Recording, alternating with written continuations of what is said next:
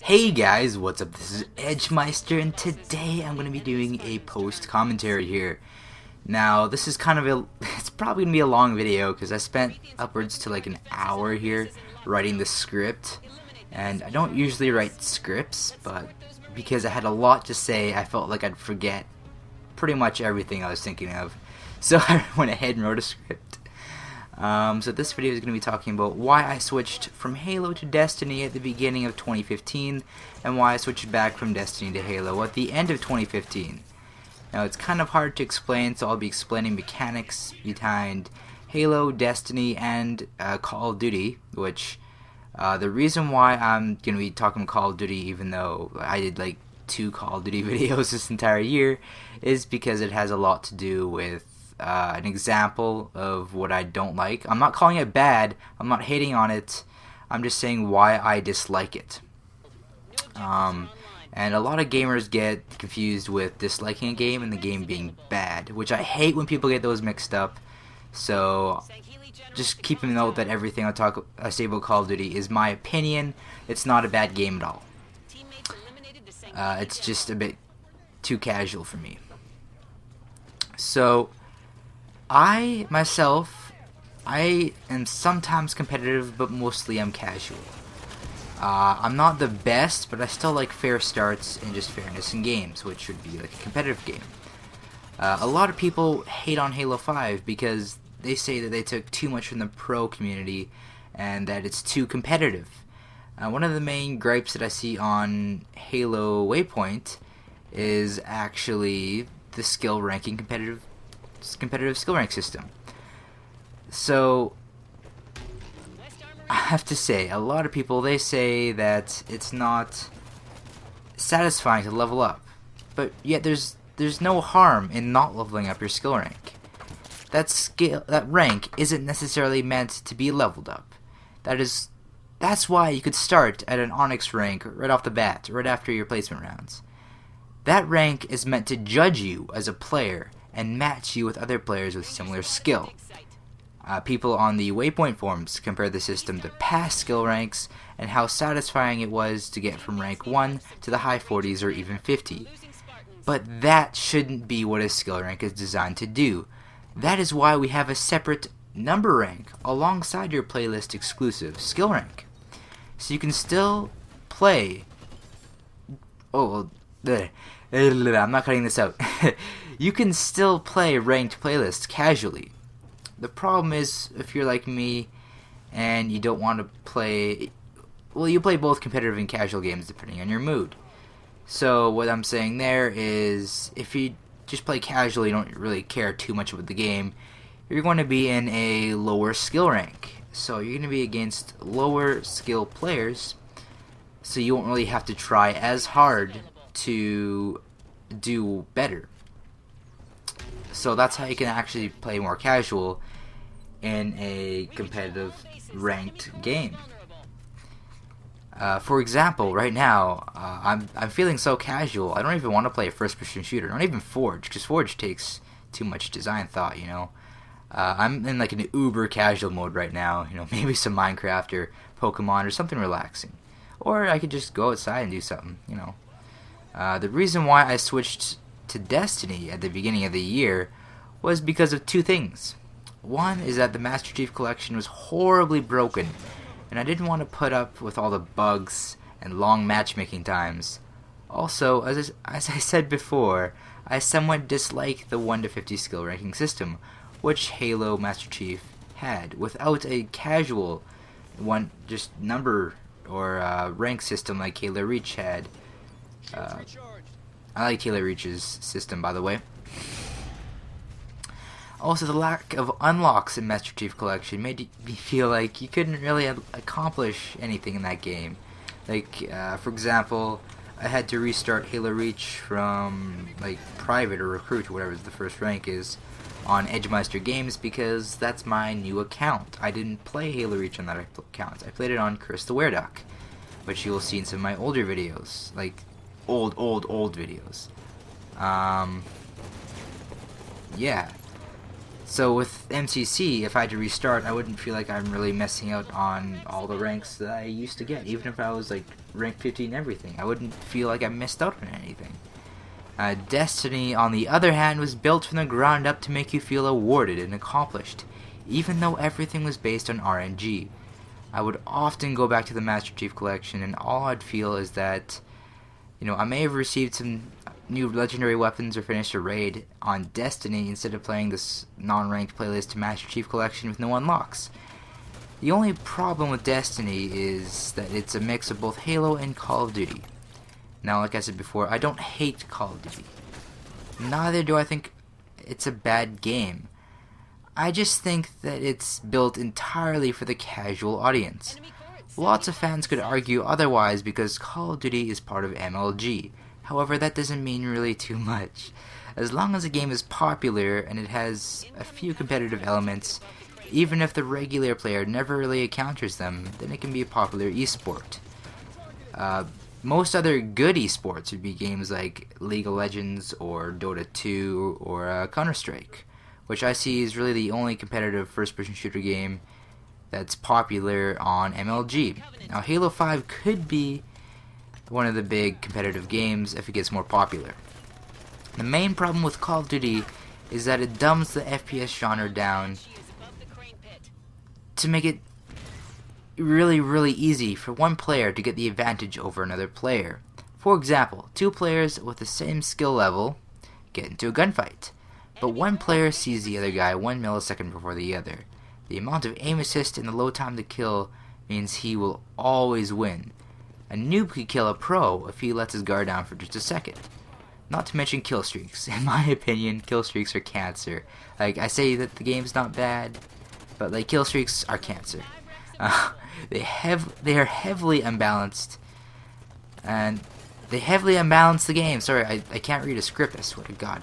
They heavily unbalance the game, and they should be a way to turn the game around. Oh, sorry, I skipped a line of my script. See? Scripts don't necessarily make videos better, I swear to God. They heavily unbalance the game, and kill streaks shouldn't be a way to award players who often just sit in a corner and get 10 unfair kills. They should be a way to turn games around, even if they require 0 skill to use. Currently, the lower your streak, the worse kill streaks you can obtain. However, instead of that, they should give lower kill streaks more offensive purposes to try to even out the players who are up against better players who can't get high kill streaks. And the higher kill streaks should be more defensive, like recon drones, so that they can continue their streak with just guns. Not to mention, the only thing that air kill streaks do is make you hide indoors just sitting there while 90% of the map is basically inaccessible. Saying all that, it's time to compare Destiny to both Call of Duty and Halo. Bungie has stated that they switched from a hipfire focused game, like what we've seen in Halo, to a more aimed down sights game, like Call of Duty. You may be thinking that this was done to make Destiny more modern, and that 343 Industries did the same thing with Halo 5. However, Bungie stated that this was done to make the game more accessible to casual and or less skilled players, because aiming down your sights not only makes your gun more accurate, but it also boosts your aim assist, along with slowing you down and giving you a lower sensitivity to make aiming way easier. It also makes other people who are currently shooting easier targets because it makes them slower to hit as well. This is one of the reasons why pros with the weapon Mida multi-tool, which speeds up their movement while aimed down sights, are so deadly. Same with the weapon Last Word, which lets you hip fire. You're super deadly because you can move as fast as you want, pretty much, as long as you're not sprinting. Aim down sights in Destiny also works funky with jumping, as to make the guns almost unusable in air. This is because in Halo, many players would jump around while they shot an opponent to make them a harder target. In many cases, even if somebody had to jump on them, if they were a better player, they could turn around the gunfight easily. Going back to my explanation about aim down sights in both Destiny and Call of Duty, alongside with what I said about Call of Duty 1v1 gunfights, you can really see the difference between Halo and Destiny and Call of Duty. Even if two players have the same skill, if one player has the better... Oh my god. Where's the load? Oh yeah. Loadouts is another thing that both Destiny and Call of Duty have in common.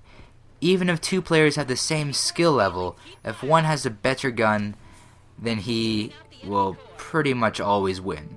People may argue that with different guns they have their own situations. But then that means that spawning with a certain gun will lock off either some long or short sightlines or certain areas of the map. They also, as I said before, give players the advantage who may be able to use guns more correctly but have less skill than the players they're up against. Which is awesome when you're that player, but not when you're the guy who is actually skilled. Plus, without a loadout system, you'll always get those noob tube guns that will work in more than one situation and work almost too well. In Call of Duty, or at least the ones I used to play, you would always just use assault rifles. They worked everywhere. And because of the map design in Call of Duty Black Ops 2, you would only really use SMGs. Those weapons worked in too many situations compared to, say, the sniper rifle, which is only really designed for long ranges unless you knew how to quickscope. A better example in Destiny was during the House of Wolves days, where 90% of the loadouts in PvP were Thorn or Last Word as the primary, Felwinter's Lie or a Final Round Sniper as a secondary, and a rocket launcher with grenades and horseshoes as their heavy. Destiny also had its own version of the kill streak, the Super, except it was implemented a little better. Instead of the streak ending on death, it would continue and would also be on a timer, so you'd have a chance to... So even though better players would get their supers faster, less skilled players would still have a chance to use it at least once or twice in a match. The supers would often turn games around like I was suggesting the kill streaks to do. However, this is a double-edged sword because supers could also be used to stop a game from being turned around to be happening, whatever. I read the script wrong again because I'm good at that.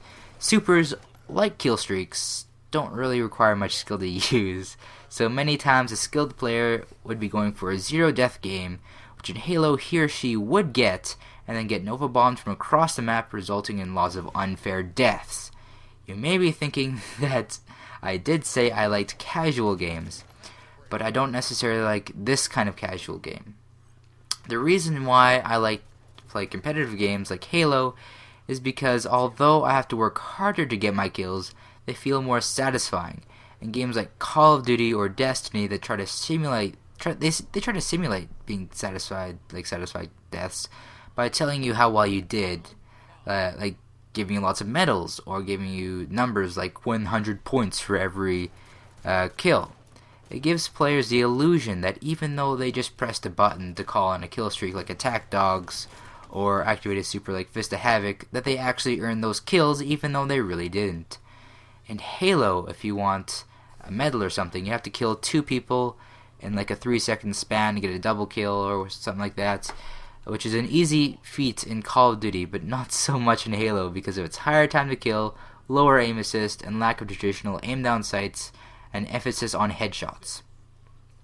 The reason why I was actually addicted to a game like Destiny's PvP was because of what it took from Halo. A higher jump, a higher time to kill, an emphasis on headshots, an emphasis on teamwork, and by placing ammo around the map. Oh, and I don't think I talked about how important that is. In Call of Duty, when you spawn, you could have a full sniper clip, or a full shotgun clip, or even a full rocket launcher clip. Whereas in Destiny, you'd actually have to get to an area where a special ammo crate would spawn, or heavy ammo crates, to get those, to be able to use those weapons, really. Now, it's true that in past versions of Destiny, ammo was so readily available, they could use guns like Felwinter's Lie as a primary. But that currently isn't the case anymore. The game feels more balanced compared to Call of Duty because of it. But I wasn't just drawn to Destiny for its PvP. I honestly believe that me playing a raid in Destiny for the first time was one of my favorite moments in gaming. And that experience only got better with each new raid. When I switched over to Destiny, I wasn't actually planning on staying too long. I was just trying to make a point that Master Chief Collection was broken. However, when I finished the Volta Glass and Crota's End for the first time, I was hooked. The reason why I switched back to Halo, however, once Halo 5 came out, was for way more than one reason. The first reason actually wasn't because of how much I liked both the games. It was because of this YouTube channel. I felt actually mad at myself at how I just switched from Halo to Destiny on a dime, and I'm sure that I angered and alienated lots of older fans. Almost the instant I switched over, I went from getting 10 subscribers a day, 10 subscribers a week, to 10 subscribers a month. But I made a video on this already. I also felt more connected to the community when I was in Halo, whereas in Destiny, you just find one group of people, and then you'd stick with them. Some people were able to do live streams where they do raids of subscribers, but like I said before, the Destiny days were dark days on my YouTube channel. Also, I tried to solidify myself as a Forge channel, and there isn't anything like Forge in Destiny at all. So when Halo 5 came out, it was pretty much the ultimate game for me. It had no bullshit deaths. The closest thing to that would be like a ground pound, which I never got mad at. I was always impressed when somebody killed me. I clapped, bravo, dude. And I was always happy whenever somebody would ground pound. Whenever I ground pound somebody as well. It's so satisfying. So I guess almost every death, it was all my fault. Yes, I actually did die more in Halo compared to Destiny, but I knew why I died. I could play it and take it more seriously and do well, or I could play a game on like Warzone, just fool around to get 20 to 30 kills somewhat easy. Well, maybe not 30 kills easy, but easier than past Halos, but not as easy as Call of Duty though. Not to mention that Halo 5's Forge is godlike. I don't really see myself going back unless Destiny gets a Forge mode. I really see myself just, liking Halo 5 and continuing on with it for a lot longer. However, I may see myself going on and adding a game to my channel like Counter-Strike instead of going back to Destiny, really. Let's just say that even though I'm more of a casual focused player than a competitive focused player, I still prefer to play a competitive game, because I hate bullcrap deaths like those from supers and kill streaks. Anyways, I hope you guys enjoyed this video. I know it's a bit of a long one. Actually, it's not too long. I thought this video would be longer because I spent so freaking long on the script. But yeah, if you have your own opinions, leave them down in the description, and I will see you guys in the next video. Bye bye!